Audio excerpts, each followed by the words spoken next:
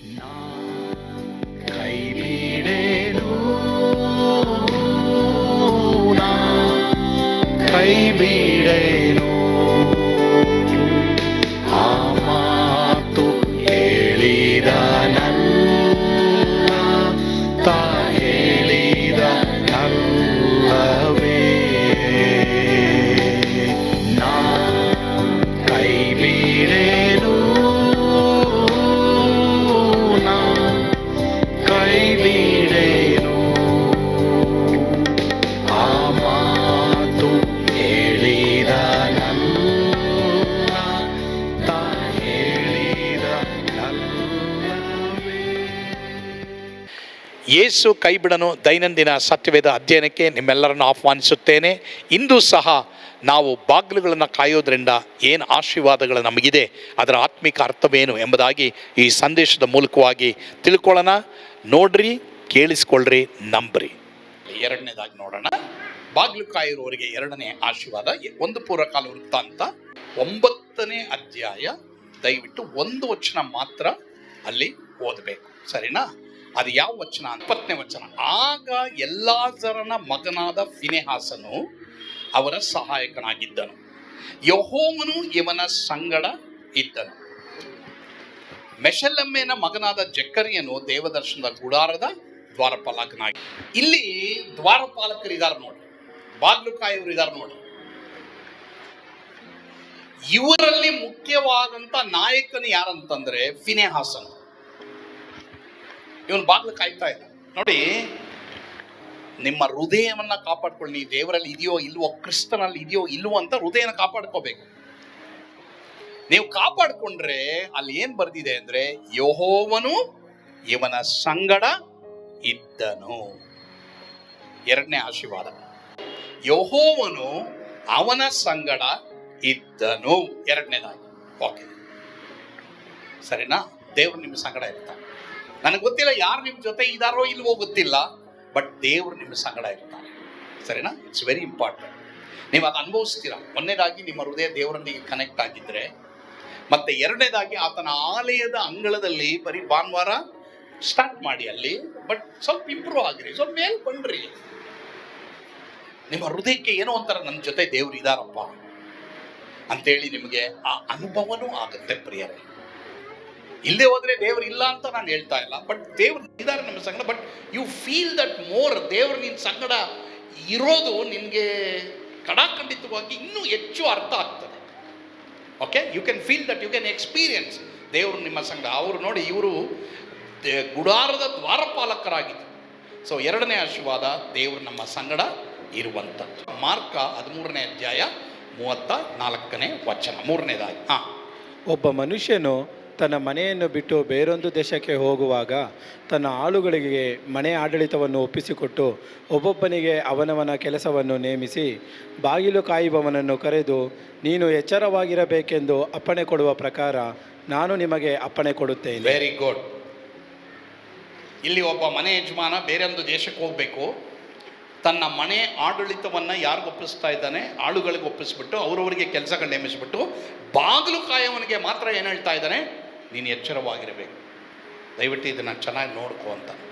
So ನಿಮ್ಮ ಹೃದಯ ಎಲ್ಲೂ ಡೈವರ್ಟ್ ಆಗಬಾರ್ದು. ನೀವೇನೇ ಮಾಡ್ತಾ ಇರ್ರಿ, ಎಲ್ಲೇ ಇರ್ರಿ, ನಿಮ್ಮ ಹೃದಯ ದೇವರಲ್ಲಿರಬೇಕು. ಅದನ್ನು ಚೆನ್ನಾಗಿ ಪ್ರತಿದಿನ ಚೆಕ್ ಮಾಡ್ಕೊಳ್ಳಿ. ಮತ್ತು ಎರಡನೇದಾಗಿ, ನೀವು ದೇವರ ಆಲಯದ ಅಂಗಳದಲ್ಲಿ ನೀವು ಸಮಯ ಕಳೆಯುವಾಗ ಖಂಡಿತವಾಗಿ ಏನು ಆಶೀರ್ವಾದ ಇರ್ತದಂದರೆ, ಅದೇ ಪಾಯಿಂಟನ್ನು ಓದೋಣ. ಮಹೇಶ್ ಓದ್ಯಪ್ಪ, 3ನೇ ಪಾಯಿಂಟ್ ಓದೋಣ. ಎಚ್ಚರವಾಗಿದ್ದರೆ ಪ್ರತಿಫಲಕ್ಕೆ ಮತ್ತು ಸಭೆಯೊಂದಿಗೆ ಎತ್ತಲ್ಪಡುವುದಕ್ಕೆ ಮಾರ್ಗವಾಗಿರುತ್ತದೆ. Very good. ಈಗ ಕೇಳಿದ್ವಲ್ಲ ನಾವು ಅನೌನ್ಸ್ಮೆಂಟಲ್ಲಿ, ಸಭೆಯೊಂದಿಗೆ ನಾವು ಎತ್ತಲ್ಪಡ್ತೀವಿ. So be connected to church. ನನಗೆ ಅರ್ಥ ಆಗುತ್ತೆ, ನಿಮ್ಮಲ್ಲಿ ಎಷ್ಟೋ ಜನ ಕೆಲಸ ಮಾಡ್ತಾ ಇದ್ದೀರಾ, ಬಿಸ್ನೆಸ್ ಮಾಡ್ತಾ ಇದ್ದೀರಾ, ನಿಮ್ಮ ಟೈಮು, ನಿಮ್ಮ ಸ್ಕೆಡ್ಯೂಲ್ಗಳೆಲ್ಲ ವೆರಿ ಟೈಟ್ ಆಗಿರ್ತದೆ. ವರಿ ಮಾಡಬೇಡಿ ಪ್ರಿಯರೇ. ಬಟ್ ಆದರೆ ಮೇಕ್ ಎ ಟೈಮ್. ನೀನು ನಾನು ಆ ಒಂದು ದೇವರೊಂದಿಗೆ ನೀನು ಆ ಒಂದು ತೃಪ್ತಿಯನ್ನು ಪಡಿಬೇಕಾದ್ರೆ, ನಾನು ನೀನು ಸಭೆಯ ಕಾರ್ಯಗಳಲ್ಲಿ, ಸಭೆಯ ಪ್ರಾರ್ಥನೆಗಳು ಯಾವಾಗ ಇರ್ತದೋ, ಆರಾಧನೆ ಇರ್ತದೋ, ಯಾವುದೋ ಒಂದು ಟೈಮು ನೀನು ಮಾಡ್ಕೊಂಡು ಬಂದಾಗ ನೀವು ನೋಡ್ರಿ, ಖಂಡಿತವಾಗಿ ನಿಮಗೆ ಪ್ರತಿಫಲ ಸಿಗುತ್ತೆ. ಅದು ಮಾತ್ರವಲ್ಲದೆ ನಿನಗೆ ಏನಾಗುತ್ತೆ, ಖಂಡಿತವಾಗಿ ಸಭೆಯ ಒಂದಿಗೆ ಎತ್ತಲ್ಪಡುವುದಕ್ಕೆ ನನಗೆ ನಿನಗೆ ಮಾರ್ಗವಾಗ್ತದೆ. ಸೊ ಪ್ರಿಯ ದೇವರ ಮಕ್ಕಳೇ, ಪ್ರತಿಫಲ ನನಗಿಲ್ಲ, ರಿವಾರ್ಡ್ ನನಗಿಲ್ಲ, ಮುಂದುವರಿತಾ ಇಲ್ಲ ಅಂದರೆ ನೀನು ವಿದ್ಯಾಭ್ಯಾಸ ಇದ್ದರೂ, ನನಗೆ ನಿನಗೆ ಸೇವೆ ಇದ್ದರೂ, ನನಗೆ ನಿನಗೆ ಕೆಲಸ ಇದ್ದರೂ ಚೆಕ್. ಯಾಕೆ ನನಗೇನೋ ಒಂಥರ ಹೃದಯದಲ್ಲಿ ಸಮಾಧಾನ ಇಲ್ಲ, ನೆಮ್ಮದಿ ಇಲ್ಲ, ಏನೋ ಒಂಥರ ಭಯ, ಏನೋ ಒಂಥರ ವೈ, ಇದನ್ನು ನೀನು ಸರಿಪಡಿಸ್ಕೊಳ್ಬೋದು ದೇವರ ವಾಕ್ಯದ ಮೂಲಕ. ಸೊ ಎರಡು ರೀತಿಯಲ್ಲಿ ನೀನು ಕನೆಕ್ಟ್ ಆಗ. ನಾನು ನಂಬ್ತೇನೆ ಪ್ರಿಯರೇ, ಈ ಸಂದೇಶದ ಮೂಲಕವಾಗಿ ನೀವು ತೀರ್ಮಾನ ಮಾಡಿದ್ದೀರಾ, ಇನ್ಮೇಲೆ ದೇವರ ಸನ್ನಿಧಾನ ಇಲ್ಲದೆ ನನ್ನ ಪ್ರತಿದಿನವನ್ನು ನಾನು ಆರಂಭ ಮಾಡೋದಿಲ್ಲ, ಯೇಸು ಇಲ್ಲದೆ ನನ್ನ ಜೀವಿತ ಆರಂಭ ಮಾಡೋದಿಲ್ಲ ಎಂಬುದಾಗಿ ತೀರ್ಮಾನ ಮಾಡಿರಿ. ಖಂಡಿತವಾಗಿ ಯೇಸು ಆ ದಿನದ ಕಾಟವನ್ನು ಹೋಗಲಾಡಿಸಿ ನಿಮಗೆ ಸಮಾಧಾನವನ್ನು ಕೊಡ್ತಾರೆ. ಕರ್ತನು ನಿಮ್ಮನ್ನು ಆಶೀರ್ವದಿಸಲಿ. ಆಮೇನ್. ಪ್ರಾರ್ಥಿಸೋಣ. ನಮ್ಮನ್ನು ಬಹಳವಾಗಿ ಪ್ರೀತಿ ಮಾಡುವಂಥ ನಮ್ಮ ಸ್ವರ್ಗೀಯ ತಂದೆ ಆದ ದೇವರೇ, ನಿಮಗೆ ಸ್ತೋತ್ರ. ಇಂದು ದೇವರೇ, ಹೌದಪ್ಪ, ನಿನ್ನ ಸನ್ನಿಧಾನದಲ್ಲಿ ಸಮಯ ಕಳೆಯೋದ್ರಿಂದ, ದೇವರ ಅಂಗಳದ ದೇವರ ಆಲಯದ ಬಾಗಿಲಿನಲ್ಲಿ ಸಮಯ ಕಳೆಯುವುದರಿಂದ ಏನೆಲ್ಲ ಆಶೀರ್ವಾದ ಇದೆ ಎಂಬುದಾಗಿ ನಮ್ಮೊಂದಿಗೆ ಮಾತನಾಡಿದ್ದೀರ, ಅದಕ್ಕಾಗಿ ಸ್ತೋತ್ರ. ಯಾರ್ಯಾರು ಇವತ್ತು ಸಮಾಧಾನ ಇಲ್ಲದೇ ಇದ್ದಾರೋ, ನಿನ್ನ ಆಲಯಕ್ಕೆ ಬರುವ ಹಾಗೆ, ನಿನ್ನ ಸನ್ನಿಧಾನದಲ್ಲಿ ಜೀವಿಸುವಾಗ ಅವರ ಕೃಪೆ ಕೊಡಪ್ಪ. ಎಲ್ಲ ಕಾಯಿಲೆ, ವೇದನೆ, ನೋವುಗಳನ್ನು ಯೇಸುವಿನ ನಾಮದಲ್ಲಿ ದೇವರೇ ಬಿಡುಗಡೆ ಮಾಡು. ಯಾರ್ಯಾರಿಗೆ ನಿದ್ರೆ ಇಲ್ವೋ ಅವರಿಗೆ ನಿದ್ರೆ ಕೊಡು. ಯಾರ್ಯಾರಿಗೆ ದೇವರೇ ಬಲಹೀನತೆಗಳಿದೆಯೋ, ಸ್ಟ್ರೆಸ್ ಇದೆಯೋ, ಯಾರ್ಯಾರಿಗೆ ಭಾರಗಳಿದೆಯೋ, ಯೇಸುವಿನ ನಾಮದಲ್ಲಿ ಅವರನ್ನು ಬಿಡುಗಡೆ ಮಾಡಪ್ಪ. ಯೇಸುವಿನ ಹೆಸರಿನಲ್ಲಿ ಪ್ರಾರ್ಥಿಸ್ತೇವೆ ಸ್ವಾಮಿ. ಆಮೇನ್. ಕರ್ತನು ನಿಮ್ಮೆಲ್ಲರನ್ನು ಆಶೀರ್ವಾದ ಮಾಡಲಿ. ಸ್ವರ್ಗದ ಆನಂದ ನಿಮ್ಮನ್ನು ತುಂಬಿ ತುಳುಕಲಿ. ಆಮೇನ್.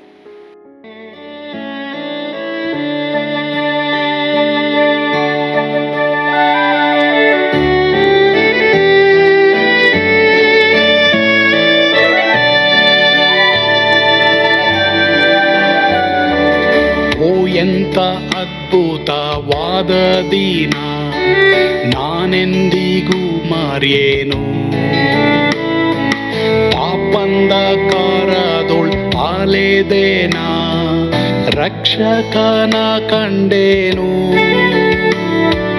ಕೋಮಲ ಕರುಣೆಯುಳ್ಳ ಯೇಸು ಎನ್ ಕೊರತೆ ನೀಗಿದ. ಕತ್ತಲೆ ಹೋಯಿತು, ಜ್ಯೋತಿಯು ಮೂಡಿತು, ನಾನೀಗ ಧನ್ಯನಾದೆ.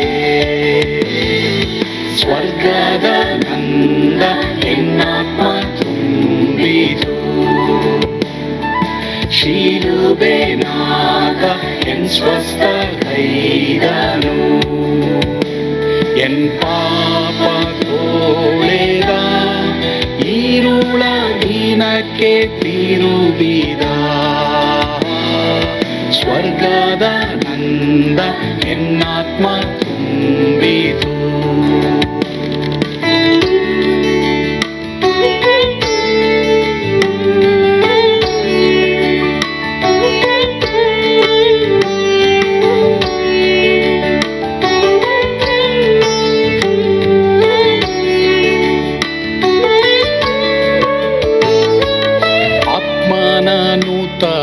ಜನ್ಮದಿಂದ ದೇವಪುತ್ರನಾದೇನು. ನೀತಿ ನಿರ್ಣಯವ ಹೊಂದಿದೇನು, ಭಾಗ್ಯವಂತನಾದೇನು. ಪಾಪಾತ್ಮನಾಗಿ ನಾ ಬಂದಾಗಲೇ ಆಶೀರ್ವಾದ ಸಿಕ್ಕಿತು. ಕೃಪೆಯ ಮೂಲವೇ ರಕ್ಷಣೆ ಹೊಂದಿದೆ, ಸುನಾಮ ಕೊಂಡಾಡುವೆ. ಸ್ವರ್ಗದ ನಂದ ಎನ್ನಾತ್ಮ ತುಂಬಿತು, ಶಿಲುಬೆನಾಗ ಎನ್ ಸ್ವಸ್ಥ ಕೈದನು. ಎನ್ ಪಾಪ ತೋಳೆದ, ಈರುಳ ದಿನಕ್ಕೆ ತಿರುಗಿದ. ಸ್ವರ್ಗದ ನಂದ ಎನ್ನಾತ್ಮ ತುಂಬಿತು.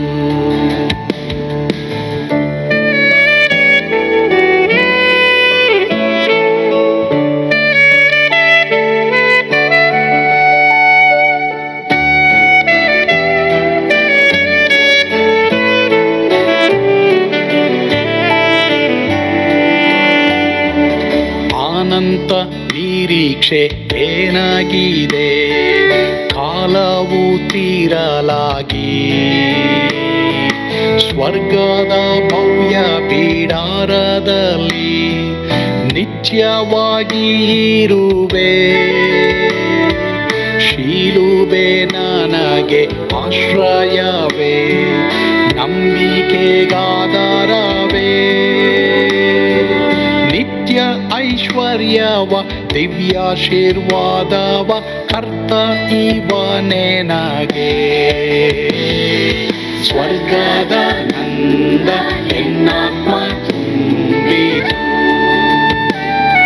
ಶಿಲುಬೆ ನಾದ ಎನ್ ಸ್ವಸ್ಥ ಕೈದನು. ಎನ್